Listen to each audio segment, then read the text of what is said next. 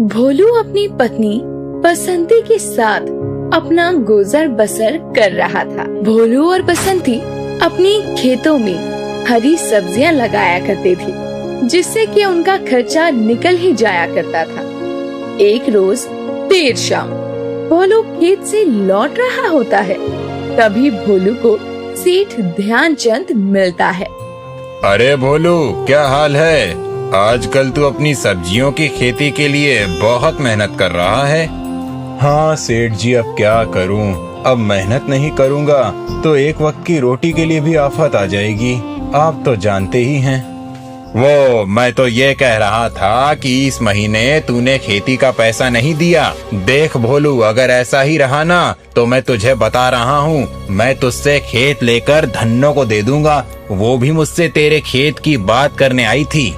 कौन? वो जग्गू की बीबी? वो क्या करेगी खेत में? अपनी सुंदरता को धन्नो गिराएगी क्या खेत में? उसे अब बता देना, खेती सुंदरता नहीं मेहनत देखती है। अरे भोलू, तेरी बात ठीक है, लेकिन महीने के महीने खेत का पैसा दे दिया कर, तो मैं और किसी से खेत के बारे में बात ही नहीं करूँगा। सेठ जी, कल शाम तक मैं आपको पैसे पहुंचा दूंगा। आप चिंता क्यों कर रहे हैं? अभी मैं चलता हूँ, रात के खाने के लिए मुझे राशन भी लाना होगा।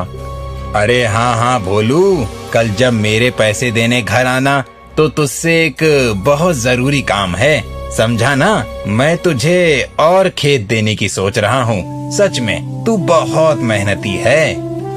बस सेठ जी, आपका प्यार और आशीर्वाद ही है जो आगे ले जा रहा है।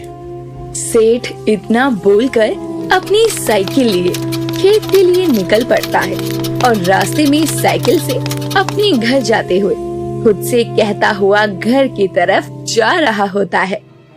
कल इसे जैसे भी मैं वो गुफा के पास वाला खेत दे दूंगा। भले ही इसके कम पैसे आए, लेकिन उस खेत को पूरे गांव में अगर कोई ले सकता है तो वो है ये मूर्ख भोलू। सेठ जिस खेत की बात कर रहा होता है, दरअसल उस खेत के पास एक गुफा थी जिसे सब भूतिया गुफा कहा करते थे, और यही वजह है कि कोई भी सेठ की गुफा के पास वाले खेत पर नहीं जाना चाहता था और न ही उसे लेना चाहता था। लेकिन सेठ चाहता था कि वो गुफा के पास वाले खेत को भोलू खरीद ले और उसमें सब्जियां बोए। अरे बसंती, कहाँ हो? लो मैं आ गया। खेत से कुछ हरी सब्जियां तोड़कर लाया हूँ और राशन भी।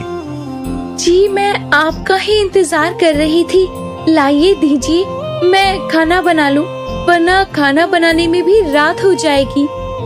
और हाँ बसंती, कल जो पैसे मैंने तुझे रखने के लिए दिए थे वो मुझे कल सुबह दे देना।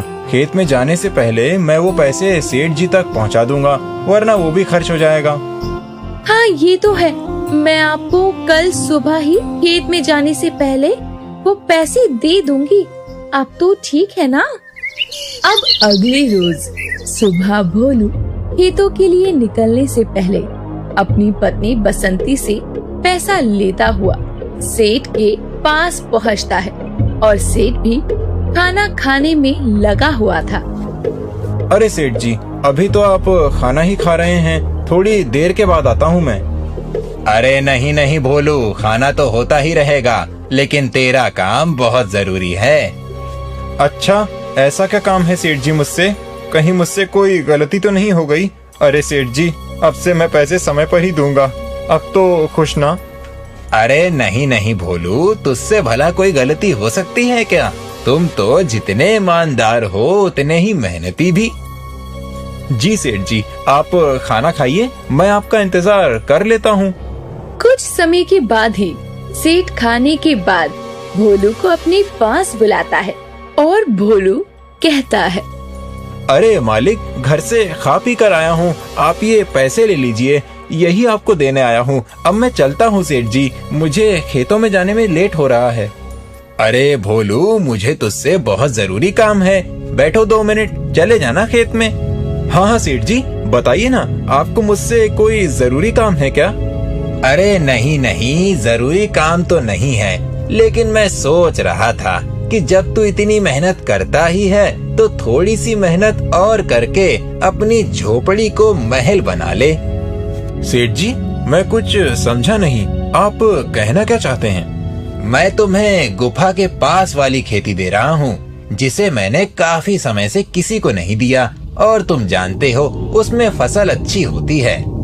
लेकिन सेठ जी, मैंने तो वहाँ के बारे में बहुत कुछ सुना है। मुझे तो गुफा के पास जाने में भी डर लगता है, लोगों की बात सुनकर।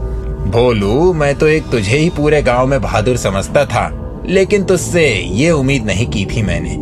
ठीक है सेठ जी, आपको लगता है मैं उस खेत में अच्छी फसल उगा लूंगा, तो मैं तैयार हूँ आपके खेत को लेने के लिए, लेकिन मैं उसके कम पैसे दूंगा, बाकी आपकी मर्जी। तू जितने पैसे देगा मैं खुशी खुशी रख लूंगा, तो मैं समझू ना कि अपनी डील पक्की। बस आप अगले महीने का इंतजार कीजिएगा सेठ जी। हाँ हाँ, चल अब जा, तुझे भी खेत के लिए लेट हो रहा होगा। अब जैसे ही भोलू उस खेत में हल चलवाता है, ये खबर आग की तरह फैल जाती है कि भोलू ने गुफा के पास वाली भूतिया जमीन को खरीद लिया है। ये सुनकर हर कोई हैरान था। एक रोज भोलू खेत में काम कर रहा था, तभी जग्गू और धन्नो अपने खेत में जा रहे होते हैं और भोलू को देखकर कहते हैं, अरे ओ भाई साहब, ये क्या सुन रहे हैं हम? गुफा के पास वाली जमीन को खेती के लिए लिया है क्या आपने? लेकिन वो तो भूतिया चुड़ैल राक्षस तक की है, उमे आप काहे घुस रहे हैं? अरे धन्नो भाभी, कभी डर लगेगा तो आपको बुला लूंगा, आप चिंता क्यों करती हो?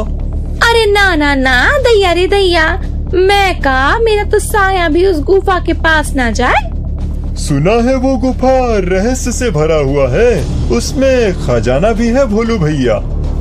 अरे सुना तो हमने भी यही है कि उस गुफा में ढेर सारा खजाना है, लेकिन आज तक उस मुई गुफा में जो भी गया है ना, वो वापस लौट कर नहीं आया है।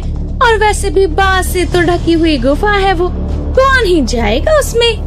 वैसे खजाने के अलावा कुछ खाने पीने की भी चीज मिलती है क्या? अगर ऐसा हुआ तो मैं तो उस गुफा में जाने के लिए तैयार हूँ। अरे ना ना, हमको भरी जवानी में विधवा ना ही होना है। धन्नो और जग्गू तो वहाँ से खेत की तरफ चले जाते हैं, लेकिन खाने से जग्गू के मन में लालच आने लगता है और वो अपनी पत्नी को खेत में काम करते छोड़कर गुफा की तरफ बढ़ने लगता है। अरे ओ जी, कहाँ को हो लिए? आपको कितनी बार मना किया है, आप भूत या गुफा की तरफ ना ही देखो, वही अच्छा रहेगा। वरना तो कभी कभी हमको लगता है कि वो गुफा हमको भी बुला रहा है। अरे कहाँ जा रहे हैं जी खाने की लालच में उस गुफा में? अरे उमे राक्षस रहता है, राक्षस। आज तो ये आदमी हमको विधवा करके ही मानेगा। अरे सुनिए तो बहरे भटके औलाद, इनकी ये खाने की आदत किसी दिन मुझे जरूर मरवा देगी। जग्गू धन्नो की एक भी बात नहीं सुनता और गुफा की तरफ बढ़ता चला जाता है और आखिरकार जग्गू गुफा में प्रवेश कर ही जाता है। अरे सत्यानाश हो इनका, अब तो मैं पक्का विधवा हो जाऊंगी। अरे भोलू भाई साहब, मेरे पति को बचाइए ना, उस मुई गुफा में चले गए। क्या सच में जग्गू उस गुफा में गया है? रुको, मैं उसे अभी लेकर आता हूँ। अब जैसे ही भोलू उस गुफा में जाता है, वो देखता है चारों तरफ सोने चांदी हीरे भरे हुए थे, लेकिन उन पर सांप बैठा हुआ था और जग्गू तो एक आईने में बैठा तरह तरह के पकवान खा रहा था। अरे जग्गू, तुम उस शीशे में कैसे गए? मुझे तुम आसपास दिख क्यों नहीं रहे हो? अरे जग्गू, बाहर तो आओ, मुझे तो कुछ भी नहीं चाहिए। हे नाग देवता, मैं तो बस अपने दोस्त को लेने आया हूँ। भोलू ये बोलता है, तभी नाग खजाने से हट जाते हैं, लेकिन जग्गू अभी भी शीशे में ही कैद था। मुझे तो गुफा और इसका रहस्य बिल्कुल भी समझ नहीं आ रहा है। कहीं लालच की वजह से इंसान इसमें कैद तो नहीं हो जाते? और जग्गू को तो बस एक ही चीज का लालच है, और वो है उसका खाना। भोलू कितनी भी कोशिश करता है, लेकिन वो अंदर नहीं जाता। कुछ समय बाद भोलू बाहर आ जाता है। अरे भाई साहब, कहाँ हैं जग्गू जी? वो बाहर काहे नहीं आए? कहीं आपके अंदर जाने से पहले उको मोटा काला राक्षस निगल तो नहीं गया? वो लालच की वजह से एक शीशे में कैद हो चुका है। ये गुफा आपकी मनचाही चीजों को पूरा करती है, बदले में ये आपको एक शीशे में कैद कर लेती है। इन गांव वालों को कहीं तुमने तो नहीं बुलाया ना? अरे हमने गांव वालों को मदद के लिए बुलाया है ताकि वो जग्गू को इस गुफा से निकाल सके। अब गांव वालों को भोलू सारी बात बताता है। तभी धन्नो के मन में अपनी मेकअप के लिए लालच आने लगता है। अरे हमरे अंदर अपने मेकअप का लालच उभरने लगा है। हम भी इस जादुई शीशे में कैद हो जाऊंगी और लपालप मेकअप करूंगी। वो कहावत है ना कि अपने पति को बचाने के लिए एक पत्नी और यम महाराज भगवान से भी लड़ जात है। आज मैं वो करके दिखाऊंगी। अरे बहुत सारे खजाना लेकर बाहर आऊंगी। उसके बाद मेरे पास भी कोनो चीज की कमी नहीं रहेगी। चल धन्नो, हो जा शुरू। इतना सोचते ही धन्नो भी गुफा के अंदर प्रवेश कर जाती है और सब हक्के बक्के धन्नो को देखते रह जाते हैं। अरे धन्नो, कहाँ जा रही हो? अंदर जाना मौत के मुंह में जाने के बराबर है। अरे धन्नो, मेरी बात सुनो। अरे बेटा, मेरा तो कोई नहीं है। रुक, मुझे अंदर जाने दे। मुझे किस चीज का लालच आएगा? अब इस उम्र के अंदर मैं उन लोगों को छुड़ा कर लाती हूँ। मुझ पर यकीन रख। अरे मेरी बात क्यों नहीं सुन रहा कोई? इस गुफा में मन में लालच लेकर जाना मतलब मौत को बुलाना, दोनों ही बराबर है। अब शांता जैसे ही अंदर जाती है, वो चारों तरफ सोना, चांदी और हीरे देखकर हैरान रह जाती है और शांता के मन में लालच आ जाता है। अरे बाप रे, इतना सारा सोना, चांदी, हीरा, मुझे तो विश्वास ही नहीं हो रहा। इस छोटी सी गुफा में कितना कुछ है। बाहर तो ये बांस से ढकी हुई एक खंडर की तरह लगती थी, लेकिन अंदर से तो क्या ही कहने। अब शांता की नजर पास रखे आईने पर जाती है जिसमें जग्गू खाना खा रहा था और धन्नो मेकअप करती हुई नजर आ रही थी। बस अब शांता भी कुछ देर बाद खुद को उन दोनों के बीच पाती है। दरअसल शांता को एक पल के लिए उस शीशे के अंदर अपनी जवान प्रतिमा नजर आई थी, जब वो अपने दिनों में जवान हुआ करती थी। और अपने आप को शीशे के अंदर जवान देखकर शांता के मन में भी लालच उभर आता है, जिस वजह से वो जैसे ही उस शीशे की तरफ देखती है उसमें कैद हो जाती है और खुद से कहती है, अरे सत्यानाश हो, मेरे मन में भी लालच आ गया और मैं इस शीशे में कैद हो चुकी हूँ। लेकिन अब हमें यहाँ से निकालेगा कौन? अरे यहाँ तो जिंदगी कितनी अच्छी है, जो चाहो सब मिल रहा है। अम्मा बाहर काहे जाना है, लाली लिपस्टिक लगाओ और मौज बनाओ। लेकिन मैं ये सोने चांदी लेकर क्या करूँगी? तुम लोगों को अंदर सोना चांदी और खाना तो मिला, लेकिन मैं तो जवान होने की लालसा से अंदर आई और देखो अंदर तो मैं बूढ़ी ही आई हूँ ना।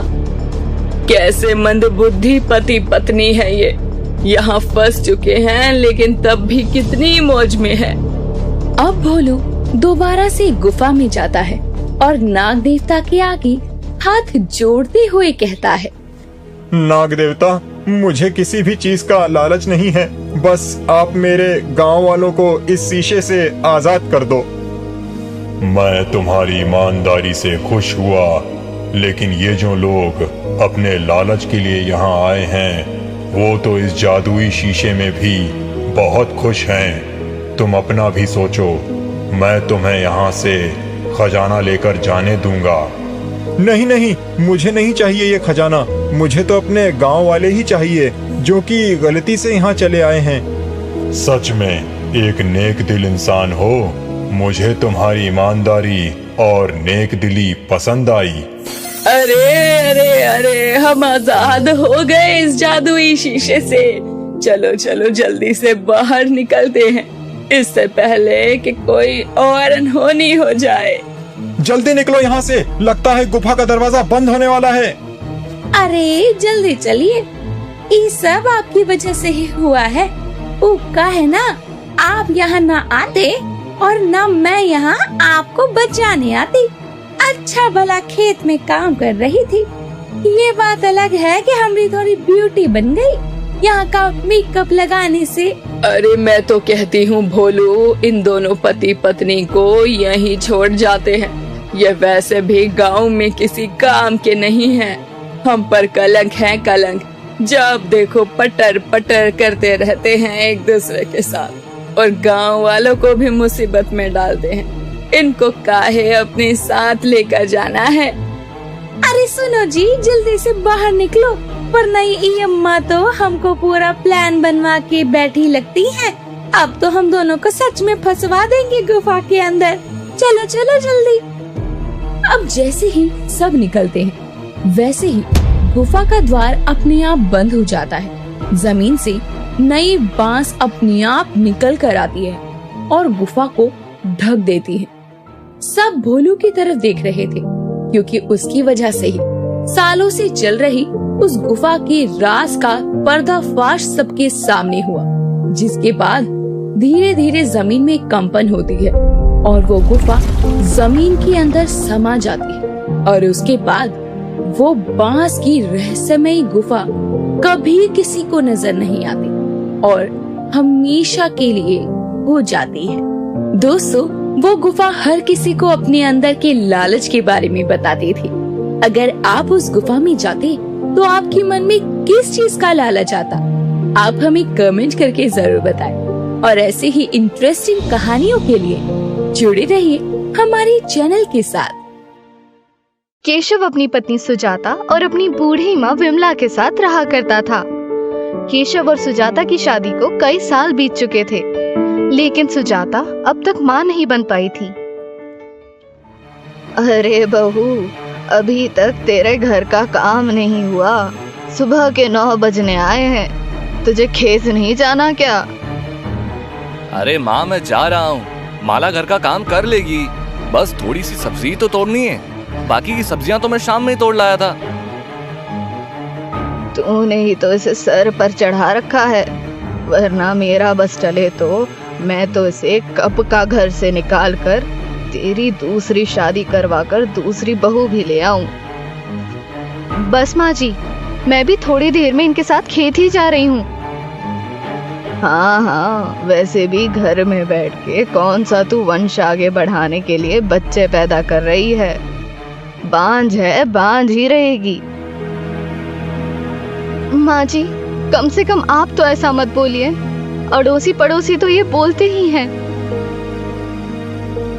सुजाता को काफी समय से बच्चा नहीं हो रहा था, तो उसकी सास विमला उसे हर वक्त ताना दिया करती थी और केशव भी उसे कुछ ना कुछ बोल दिया करता था। सुजाता घर का काम करने के बाद खेतों के लिए निकलती है, तभी माला को रास्ते में बिजली मिलती है। अरे क्या बात है माला, सुबह सुबह खेतों में चल देती है, कभी आराम भी कर लिया कर। हाँ, वैसे मैंने सुना है जिनके बच्चे नहीं होते उनमें काम करने की फुर्ती बहुत होती है। बिजली, अगर दोबारा मेरे माँ बनने पर सवाल उठाया तो तेरे लिए ये अच्छा नहीं होगा। बोल तो ऐसे रही है जैसे सिर्फ मैं ही तेरे माँ ना बनने के बारे में जानती हूँ। अब तो तेरी सास भी तुझे ताने देने लगी है, और मोहल्ले वाले तो अब तेरा नाम भी नहीं लेते। उन्हें भी पता है, वो तो सिर्फ तुझे बांझ बुलाते हैं। बिजली, आखिरी बार कह रही हूँ, मेरे माँ बनने पर सवाल मत उठा। जिनके घर शीशे के बने होते हैं वो दूसरों पर पत्थर ना ही मारे तो उनके लिए अच्छा है। वैसे तू कहना क्या चाहती है कि मैं भी तेरी तरह माँ नहीं बन सकती?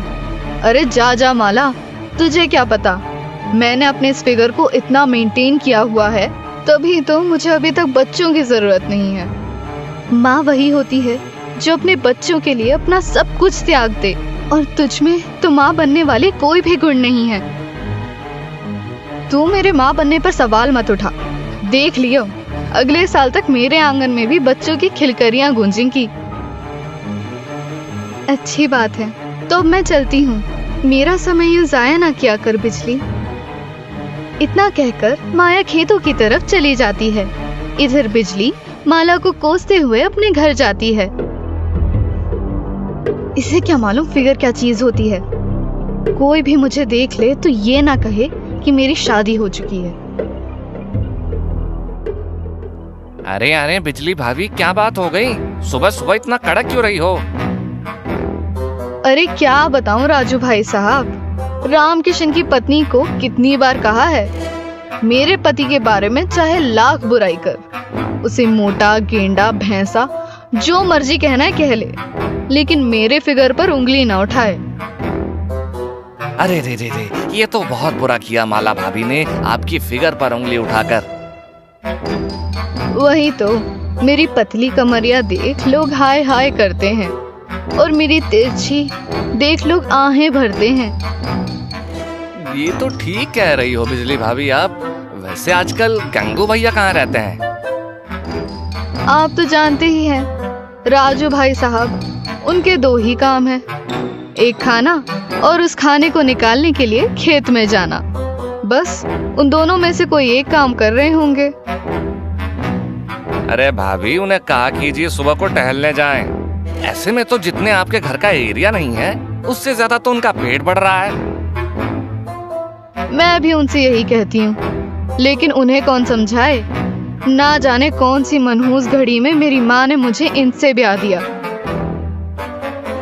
हाँ, ये बात तो बिजली भाभी की एकदम सही है। लंगूर के हाथ में अंगूर। बिजली को हमेशा अपने फिगर की चिंता रहती थी। वहीं दूसरी तरफ उसका पति गंगू हर वक्त खाने की चिंता करता रहता था। इधर माला खेतों में सब्जियां तोड़ने जाती है और माला को आते देख रामकिशन माला से कहता है, अरे आ गई तुम, चलो अच्छा ये आ गई हो तो। अभी बाकी बची सब्जियां तोड़ो, मैं जा रहा हूँ राजू से मिलने। जी ठीक है, आप जाकर खाना खा लीजिए, मैंने खाना बना दिया है। सुबह से शाम हो जाए या रात, पूरी सब्जियां तोड़कर ही घर लौटना, वरना माँ मुझे ही सुनाएंगी। रामकिशन इतना कहकर वहाँ से चला जाता है। माला भी सब्जियां तोड़ने में लग जाती है और सब्जियां तोड़ते तोड़ते कब शाम से रात हो जाती है, माला को ये पता भी नहीं चलता।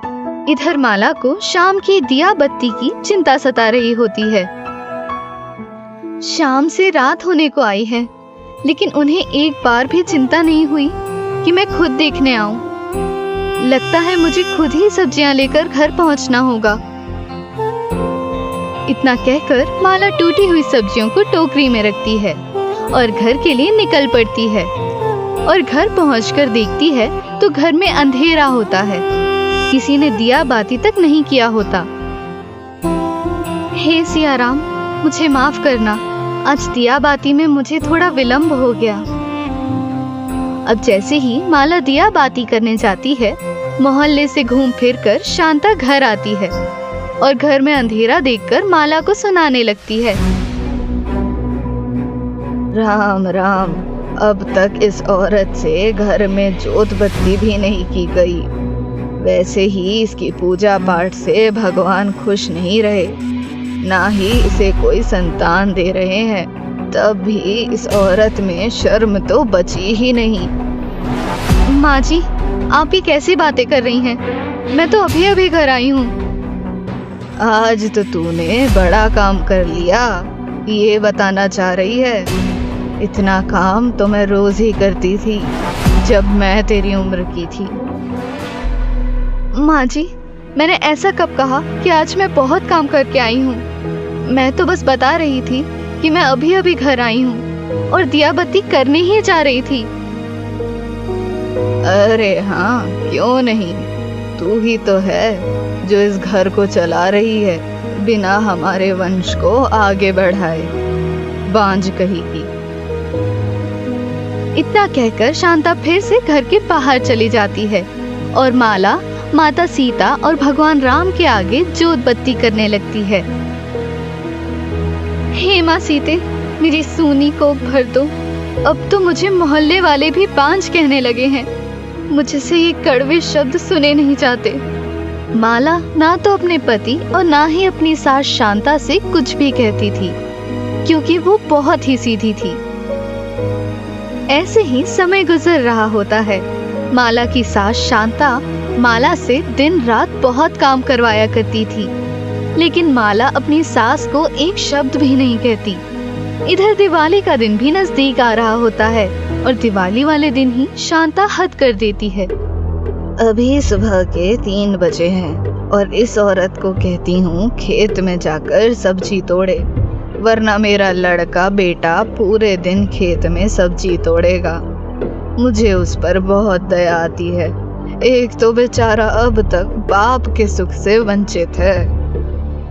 अरे बहू, सुनती क्यों नहीं? उठ जा, सुबह के 3 बज रहे हैं। आज खेत की सारी सब्जियां तुझे ही तोड़नी है। दिवाली लक्ष्मी पूजा का दिन है और घर की लक्ष्मी सुबह जल्दी उठेगी तो ही तो घर में लक्ष्मी आएगी। इसीलिए जल्दी उठा रही हूँ ताकि 8 बजे तक तू पूरी सब्जियां तोड़कर वापस आ जाए। माँ, मुझे सोने दीजिए। मैं शाम में सब्जियां तोड़कर लाई थी तो मैं बहुत थक चुकी हूँ। प्यार से कह रही हूँ तो मान जा, वरना मुझे तो लगता है तुझ पर पानी डालना पड़ेगा, तब जाकर तू उठेगी। माला बेचारी भी क्या करती, वो उठकर बैठ जाती है और अपने सर पर टोकरा लिए अपने घर से निकल जाती है। माँ जी ना जाने क्या चाहती हैं। मुझे तो यहाँ डर भी लग रहा है। माला अब खेतों में पहुँचती है और लालटेन के सहारे सब्जियां तोड़ने लगती है। माला को नींद भी आ रही होती है, लेकिन वो सब्जियां तोड़ने में लगी हुई है। तभी माला को गंगू सुबह के 4 बजे खेतों में सब्जी तोड़ते देखता है। अरे, सुबह सुबह माला भाभी खेतों में सब्जियां तोड़ रही है। लगता है रामकिशन भाई साहब को अच्छी कमाई हो रही है सब्जियों से। लेकिन मुझे क्या, मुझे तो जोरों की आई है। अपना काम कर लेता हूँ पहले। अब माला सुबह के 7 बजे घर लौटती है और वो देखती है कि उसकी सास और उसका पति दोनों अभी तक सो रहे हैं। बेचारी माला घर का काम करती है, तभी माला के घर बिजली पहुंचती है। अरे रे, क्या बात है माला, आजकल तो तू खूब मेहनत करने लगी है। अभी अभी मेरे पति बता रहे थे कि तू सुबह 4 बजे खेत में थी। हाँ, वो मैं सब्जियां तोड़ने गई थी और अब भी आई हूँ। अब मैं घर के काम करूँगी। इसका मतलब तू खेतों में सब्जी तोड़ने गई थी तो लोगों को बताते गई है कि मेरी सास ने मुझे सुबह सुबह खेतों में भेज दिया। अरे तू तो अपने मन से गई थी ना, और अपनी सास को बदनाम कर रही है। अरे शांता काकी, चाहे माला को खेत में आपने भेजा हो या माला खुद से गई हो, लेकिन काम तो आप लोगों का ही हुआ है ना। इसमें लड़ने वाली क्या बात है? अरे बिजली, तू जानती नहीं है मेरी बहू को। मैं तो इसे रानी बनाकर रखती हूँ, रानी। भले ही ये मेरे कुल को आगे नहीं बढ़ा रही है। हाँ शांता काकी, इस बात का दुख तो मुझे भी बहुत है, तभी तो आप सूखती जा रही हैं। अरे बिजली, क्या बताऊं, जहाँ 3 टाइम का खाना खाती थी, अब एक समय की रोटी भी सही से नहीं खाई जाती। कुछ भी कह लो, बुढ़िया का काम नौटंकी से कम नहीं है। जब देखो तब इसका मुंह चलता रहता है और कहती है एक समय का भी खाना नहीं खाती हूँ। मुझे तो पता है बेचारी माला पर ये बुढ़िया कितना जुल्म करती है। बिजली तो वहाँ से चली जाती है, लेकिन कुछ समय बाद रामकिशन खेतों से आता है तो वो अपनी माँ शांता से कहता है, माँ सब बर्बाद हो गया, सब। खेतों में टमाटर, मिर्च, बैंगन और जितनी भी हरी सब्जियां थी उनमें किसी ने अपनी गाय भैंस चरा दी है। ये तू क्या कह रहा है रामकिशन? तुझे पता भी है खेतों में हरी सब्जियों की फसल के लिए सेठ करोड़ीमल से कितना कर्ज लेके सब्जियों की खेती की है। आज मैंने इस कलमुखी को खेत में भेजा था, जरूर इसी ने कुछ किया होगा। इधर माला घर का काम करने के बाद पूजा करने के लिए बैठी ही होती है। तभी शांता माला के हाथों से पूजा की थाली छीन लेती है। क्यों री, तू चाहती क्या है? क्यों मेरे बेटे और मेरे घर के पीछे पड़ी है? तेरे इस पूजा पाठ से घर में रत्ती भर भी सुख शांति नहीं आती। माला बोल, क्या किया है तूने खेतों में? माँ ने तुझे सब्जियां तोड़ने के लिए खेतों में भेजा था ना, और तूने सब बर्बाद कर दिया। इतना बोलकर शांता माला के बाल पकड़ लेती है और उसे खींचती हुई काफी दूर तक ले आती है। तभी दरवाजे पर किसी के खटखटाने की आवाज आती है। रामकिशन, जाकर देखो कौन आया है, उसे दरवाजे से ही लौटा दियो, आज तो इसकी खैर नहीं। ठीक है माँ, मैं अभी उन्हें लौटा देता हूँ। रामकिशन बाहर आता है तो देखता है उसके दरवाजे पर एक साधु के साथ एक महिला भी खड़ी है जो उससे भीख मांगते हैं। अरे अरे जाइए, यहाँ आपके लिए कुछ भी नहीं है, बल्कि आज दिवाली वाले इतने शुभ दिन पर हमारा बहुत नुकसान हो गया है। हम पहले ही बहुत परेशान हैं, माफ कीजिए हमें। रामकिशन इतना बोलकर उनके मुंह पर ही दरवाजा बंद कर देता है। और इधर शांता ना सिर्फ माला को मार रही होती है बल्कि उनसे खरी खोटी भी सुना रही होती है। तभी एक और बार दरवाजा खटखटाने की आवाज आती है और इस बार शांता खुद दरवाजा खोलती है। हाथ जोड़कर हमें माफ कीजिए और यहाँ से चले जाइए, हम पहले से ही बहुत परेशान हैं। इस परेशानी का समाधान करने आया हूँ माते, क्या मैं घर में आ सकता हूँ? जी नहीं, अभी हमारे परिवार में बहुत बड़ी समस्या हो गई है, हमें माफ कीजिए और हमारा पीछा छोड़ दीजिए। गांव में और भी घर है, वहाँ चले जाइए। शांता साधु से ये कह ही रही होती है, तभी साधु और वो महिला घर में प्रवेश कर जाते हैं और घर में प्रवेश करते ही घर के चारों तरफ दिए जगमगा उठते हैं। साधु भगवान राम के रूप में बदल जाता है और वो महिला माता सीता के रूप में बदल जाती है। ये देखकर रामकिशन और शांता हैरान रह जाते हैं और जब रो रही माला भगवान राम और माता सीता को अपने घर में देखती है तो वो बहुत हैरान हो जाती है। साक्षात भगवान खुद हमारे घर चल कर आए हैं, मुझे तो विश्वास ही नहीं हो रहा। हे राम सिया। हे प्रभु, मुझे माफ करना, मैं आपको पहचान नहीं पाया। प्रभु, आप साक्षात मेरे द्वारे पधारे हैं, मुझे तो विश्वास ही नहीं हो रहा। उठो माला, नारी कभी कमजोर नहीं होती बल्कि उसे कमजोर बनाया जाता है। खासकर एक औरत ही दूसरी औरत की दुश्मन बन जाती है। माँ सीते, मुझे माफ करना, अब मुझसे ऐसी गलती नहीं होगी। मुझे अपनी बहू की भक्ति की शक्ति का अंदाजा नहीं था। माला, हम तुम्हारी भक्ति से खुश हुए। अब से तुम कभी भी दुखी नहीं रहोगी, ना ही तुम्हारे परिवार वाले तुम पर अत्याचार करेंगे और तुम्हें आज के बाद से धन समृद्धि वैभव किसी चीज की कमी नहीं रह जाएगी। हाँ माला, और मैं तुम्हें आशीर्वाद देती हूँ कि तुम्हारी सूनी कोख भी जल्द भरेगी। इतना कहकर माता सीता और भगवान राम अंतर्ध्यान हो जाते हैं और शांता अपनी बहू के आगे हाथ जोड़कर रोती रह जाती है क्योंकि उसे अपनी गलतियों का एहसास हो गया था और रामकिशन को भी अपनी गलतियों का एहसास हो रहा था कि वो अपनी पत्नी के साथ कितना गलत कर चुका है।